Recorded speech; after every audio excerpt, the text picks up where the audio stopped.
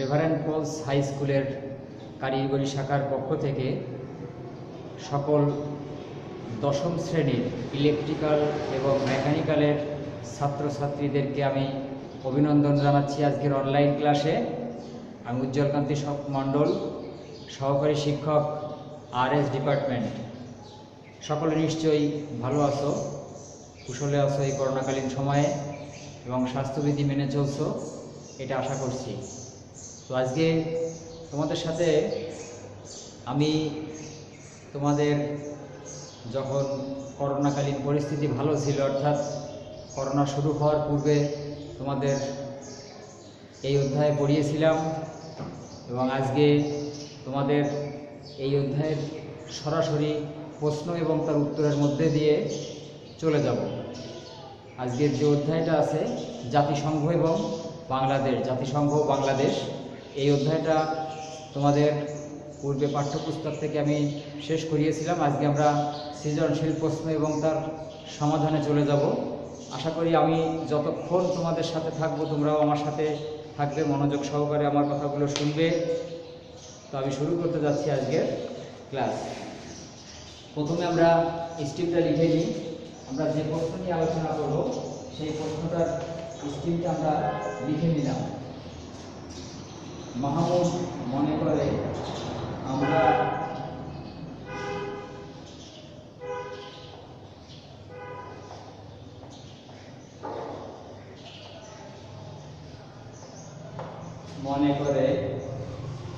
আমরা কোনো যুদ্ধে জড়াতে চাই না।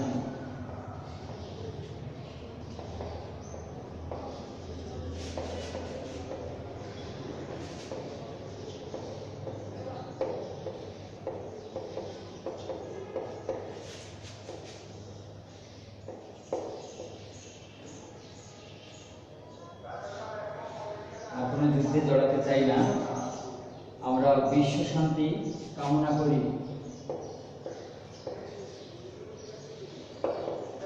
আমরা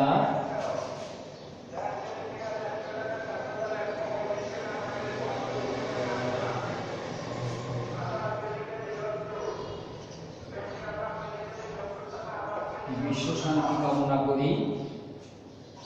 তার মতে বাংলাদেশের সাথে ভারত ও মায়ানমারের সাথে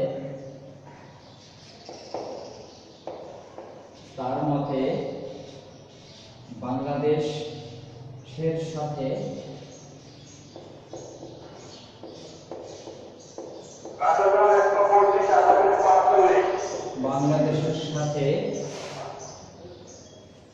ভারত ও মায়ানমারের সাথে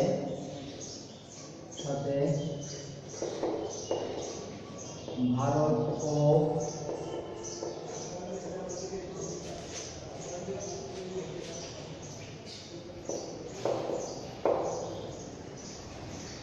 মায়ানমারের সাথে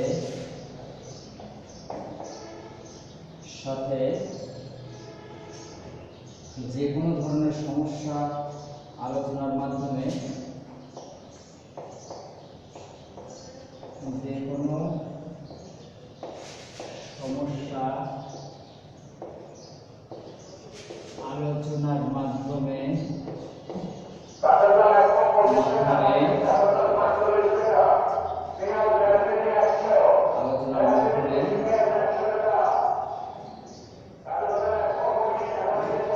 সমাধান হওয়া উচিত।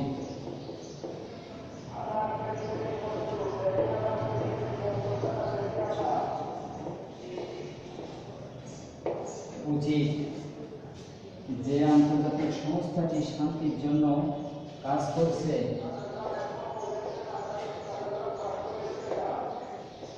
শান্তির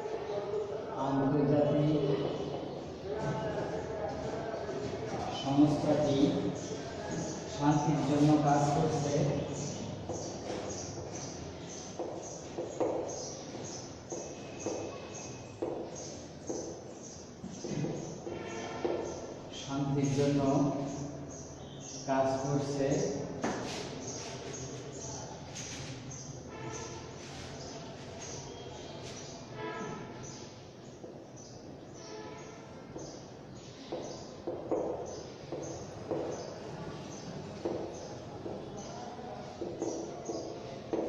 কাজ করছে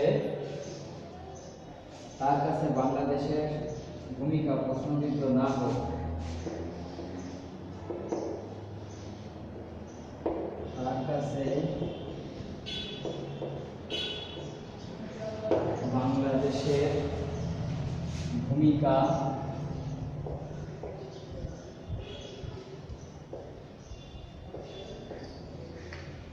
প্রশ্নবিদ্ধ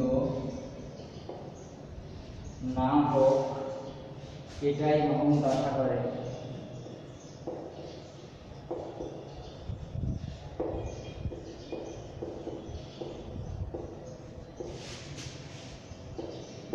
আশা করে। ক নম্বরের প্রশ্ন দেখি, কোন দেশ সর্বশেষ জাতিসংঘের সদস্যপদ লাভ করে? কোন দেশ সর্বশেষ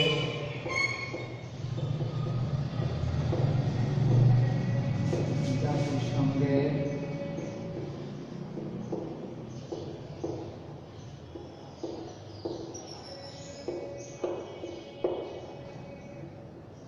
লাভ করে? খ থেকে সি, হুয়ের বিবরণ দাও।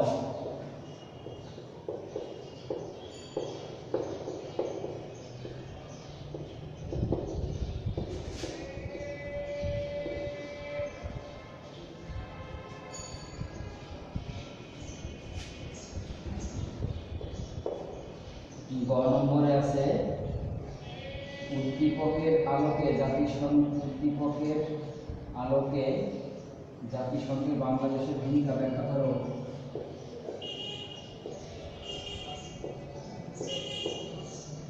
উদ্দীপকের আলোকে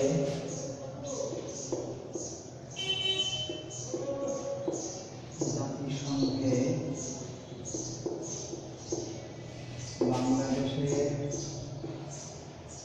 ভূমিকা উল্লেখ করো। ঘ নম্বর এবং সর্বশেষ প্রশ্ন আছে, তুমি কি মনে করো উদ্দীপকে কল্পিত সংগঠনের ন্যায়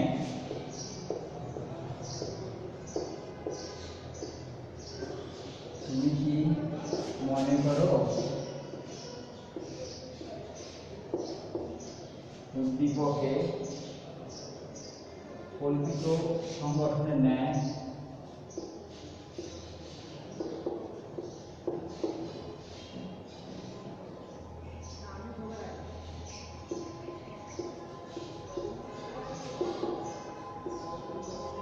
সংগঠনের ন্যায় একটি সংগঠন বাস্তবে রয়েছে?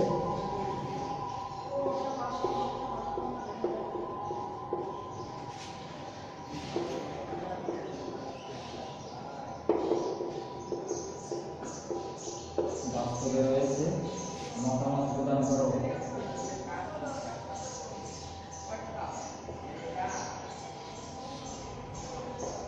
মতামত দাও। তোমরা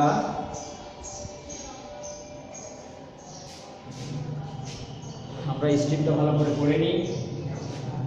মাহমুদ মনে করে আর কোনো যুদ্ধে জড়াতে চাই না,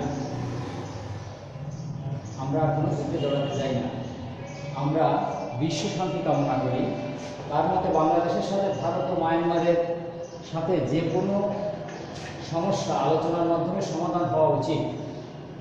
যে আন্তর্জাতিক সংস্থাটি শান্তির জন্য কাজ করছে তার কাছে বাংলাদেশের ভূমিকা প্রশ্নবিদ্ধ না হোক, এটাই মাহমুদ আশা করে।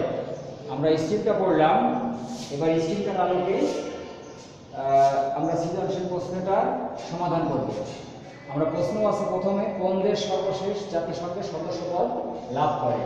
WHO এর বিবরণ দাও। উদ্দীপকের আলোকে জাতিসংঘে বাংলাদেশের ভূমিকা উল্লেখ করো। এবং সর্বশেষ প্রশ্ন বা ঘ নম্বরের প্রশ্ন হচ্ছে, তুমি কি মনে করো উদ্দীপকে কল্পিত সংগঠনের ন্যায় একটি সংগঠন বাস্তবে রয়েছে? মতামত দাও। আমরা এবার প্রশ্নের উত্তরের পর্বে চলে যাব। ক নম্বরের উত্তর,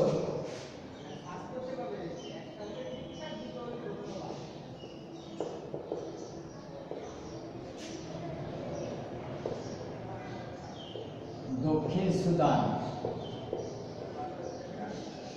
কোন দেশ সর্বশেষ জাতিসংঘের সদস্যপদ লাভ করে? দক্ষিণ সুদান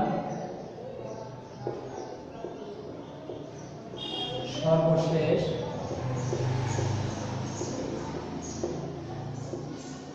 জাতিসংঘের সদস্যপদ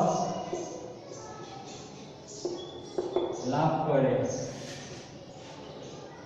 আমরা উত্তর দেখলাম, আমরা উত্তরে দেখলাম কোন দেশ সর্বশেষ জাতিসংঘের সদস্যপদ লাভ করে? দক্ষিণ সুদান সর্বশেষ জাতিসংঘের সদস্যপদ লাভ করে। আমরা WHO এর বিবরণ দাও। WHO একটা অ্যাব্রিভিয়েশন। WHO অর্থাৎ world health organization.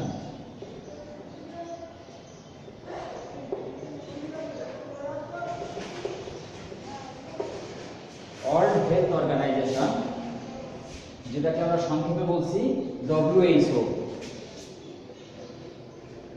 World health organisation বিশ্ব স্বাস্থ্য সংস্থা জাতিসংঘের অনেকগুলো অঙ্গ সংগঠনের মধ্যে একটি অঙ্গ সংগঠন। WHO জাতিসংঘের অনেকগুলো সংগঠনের মধ্যে একটা অঙ্গ সংগঠন। বিশ্ব স্বাস্থ্য সংস্থা বিশ্বের বিভিন্ন দেশের স্বাস্থ্য সমস্যা নিয়ে কাজ করে। পোলিও প্রতিরোধে WHO বাংলাদেশে কাজ করছে।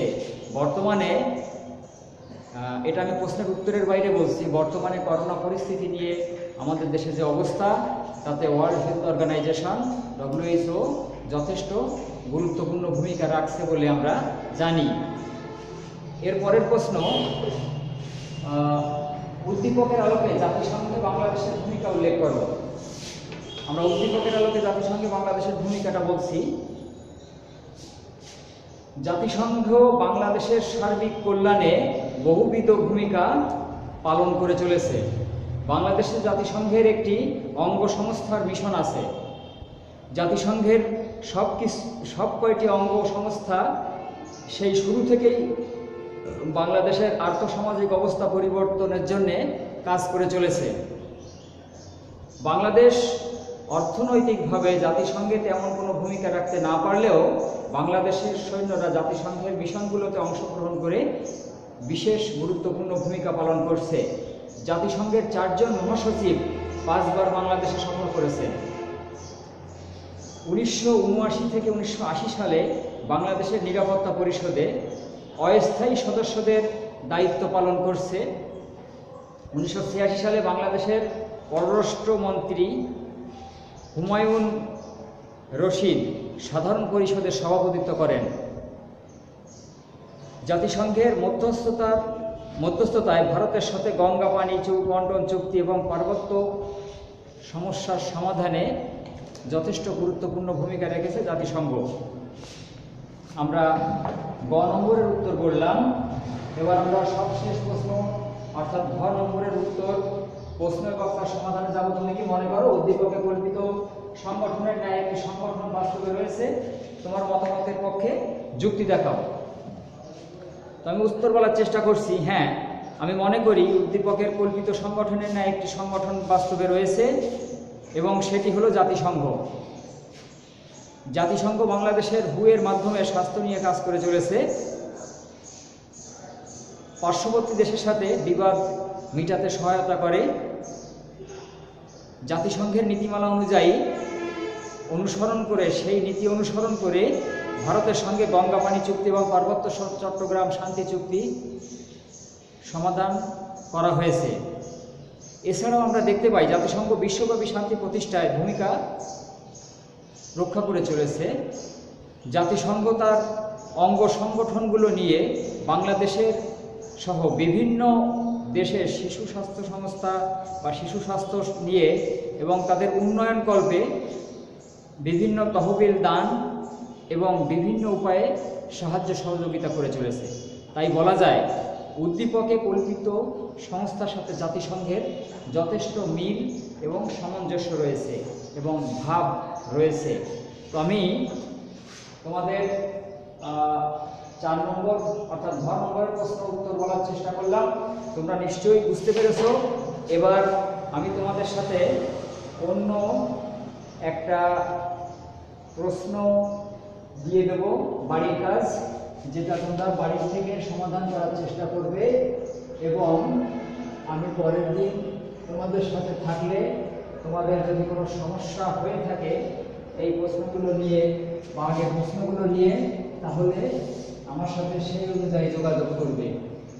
আমি তোমাদের আরেকটা প্রশ্ন বাড়ির কাজ দিয়ে দেবো এবং তারপরে আমার নির্ধারিত সময়ের কাজ শেষ করব, কারণ স্বল্প সময়ের ভিতরে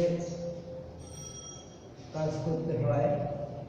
আচ্ছা, তো আমি একটা প্রশ্ন দেওয়ার চেষ্টা করছি আর একটা উদ্দীপক দেওয়ার চেষ্টা করছি। বাহার সাহেব একটি প্রতিষ্ঠানের সৃষ্টি সম্পর্কিত বই পড়ে জানতে পারে বাহার সাহেব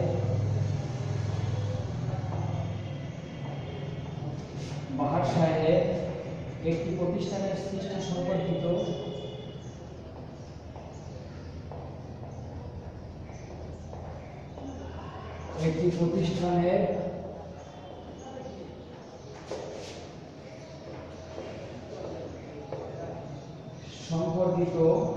বই পড়ে জানতে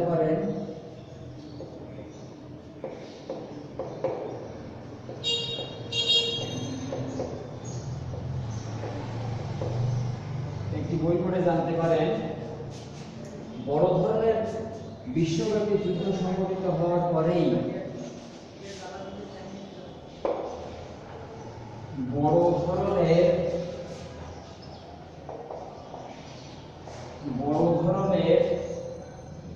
বিশ্বব্যাপী যুদ্ধ সংঘটিত হওয়ার পরেই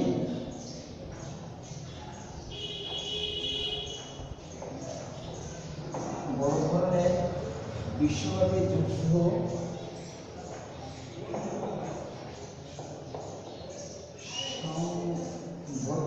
হওয়ার পরেই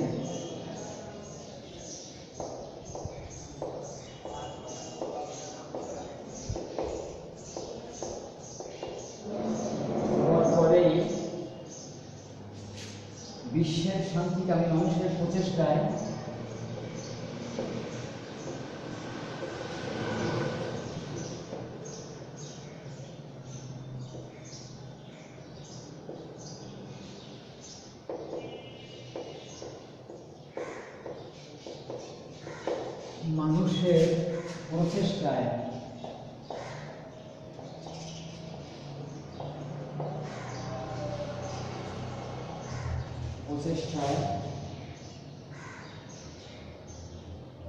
এই সংগঠনটি প্রতিষ্ঠা লাভ করে।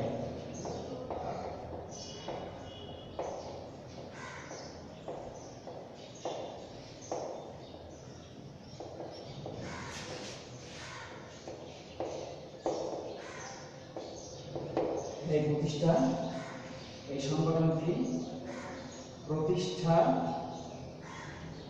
লাভ করে, কিন্তু যথার্থ ভূমিকা পালনে প্রতিষ্ঠানটি সক্ষম হয়নি।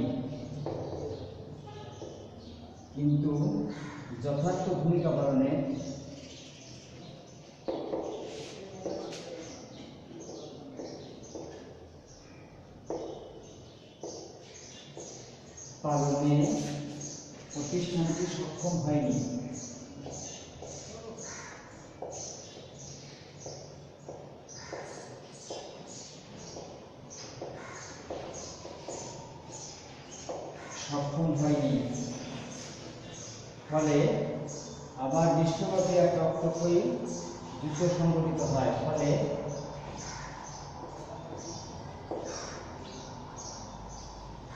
আবার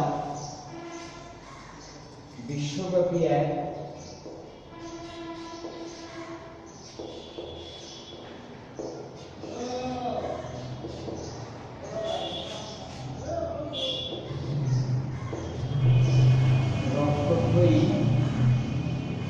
যুদ্ধ সংঘটিত হয়।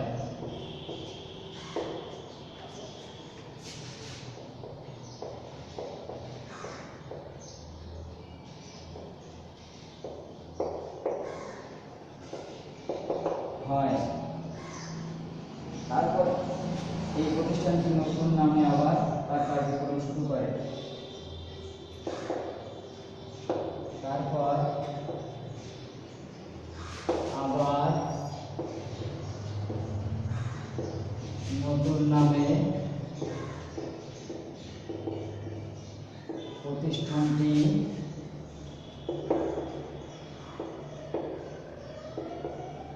কার্যক্রম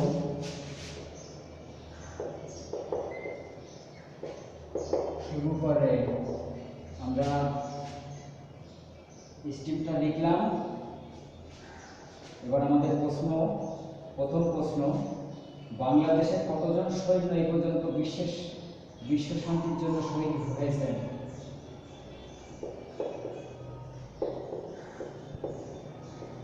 বাংলাদেশের কতজন সৈন্য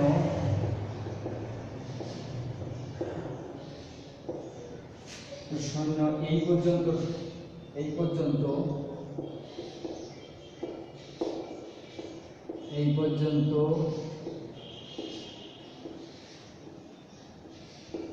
বিশ্ব শান্তির জন্য শহীদ হয়েছেন?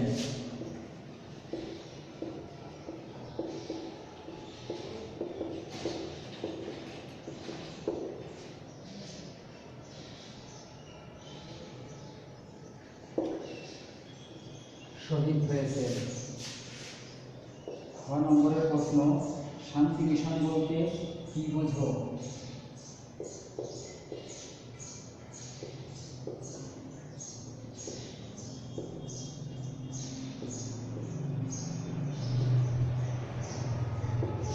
বলতে কি বুঝো, ব্যাখ্যা করো। গ নম্বরের প্রশ্ন, উদ্দীপকের প্রতিষ্ঠান সৃষ্টির পটভূমি ব্যাখ্যা করো। উদ্দীপকের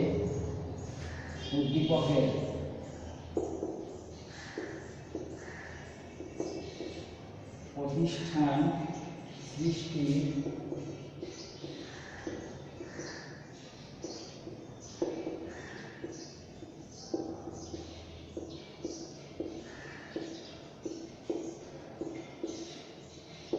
ব্যাখ্যা করো। ঘ নম্বরে আছে, উক্ত প্রতিষ্ঠানে রয়েছে 5টি অঙ্গ।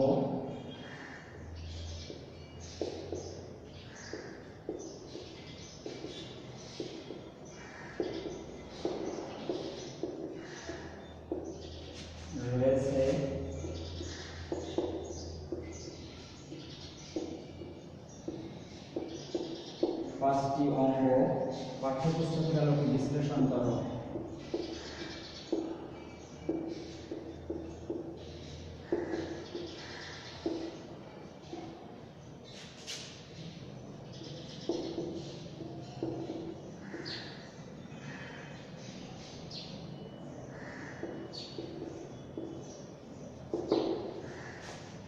আমরা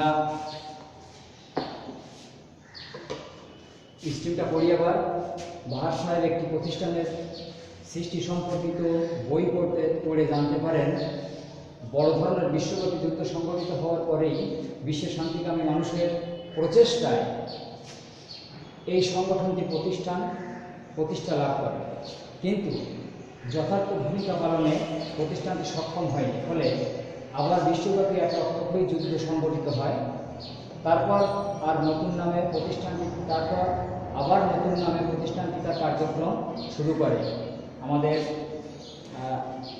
স্ট্রিমটা পড়লাম। এবার ক নম্বরের প্রশ্ন, এক কথার উত্তর হবে যেটা, বাংলাদেশের কতজন সৈন্য এই পর্যন্ত বিশ্ব শান্তির জন্য শহীদ হয়েছেন? তো প্রথম যে প্রশ্নটা, বিশ্ব শান্তির জন্য কতজন শহীদ হয়েছেন এই পর্যন্ত, এটা। তারপর আছে খ নম্বরের প্রশ্ন, শান্তি মিশন বলতে কি বুঝো, ব্যাখ্যা করো। এরপর আছে গ নম্বরের, উদ্দীপকের প্রতিষ্ঠান সৃষ্টির পটভূমি ব্যাখ্যা করো। এরপরে আছে ঘ নম্বর এবং সবশেষ প্রশ্ন, উক্ত প্রতিষ্ঠানে রয়েছে 5টি অঙ্গ উক্ত প্রতিষ্ঠানে রয়েছে। 5টি অঙ্গ পাঠ্যপুস্তকের আলোকে ব্যাখ্যা করো। তো এ পর্যন্ত বাংলাদেশে কতজন সৈন্য বিশ্ব শান্তির জন্য শহীদ হয়েছেন একটু পড়ে দেখবো। 88 জন হয়তো। তো এটা আমি একটা বলে দিলাম, উত্তরটা বলে দিলাম। এরপর শান্তি মিশন বলতে কি বুঝো, অন্যান্য যে প্রশ্নগুলো এগুলোর উত্তর খোঁজার চেষ্টা করবে পাঠ্যপুস্তক থেকে এবং আমার এই স্ট্রিম থেকে খোঁজার চেষ্টা করবে। তো আমি বলেছি আমার পড়ার সময় অবশ্যই পাঠ্যপুস্তকটা সঙ্গে নিয়ে বসবে এবং সেই অনুযায়ী পড়াশোনা করবে। দেখবে পড়াশোনা অনেকটা প্রশ্নের উত্তরগুলো সহজে খুঁজে পাবে, আমার কথাগুলোর সাথে মিলিয়ে নিবে। তো এই পর্যন্ত আজকে, আর বেশিক্ষণ আজকে আর তোমাদের সাথে থাকবো না। তোমাদের সামনের আগামী যে ক্লাস, অনলাইন ক্লাসের আবার আমন্ত্রণ জানিয়ে এবং আজকে এতক্ষণ আমার সাথে বসে আমার কথা শোনার জন্যে তোমাদেরকে আবারও ধন্যবাদ জানাচ্ছি এবং সবার সুস্বাস্থ্য কামনা করে আজকের মতো আমি বিদায় নিচ্ছি। সবাই ভালো থাকো, সুন্দর থাকো। ধন্যবাদ।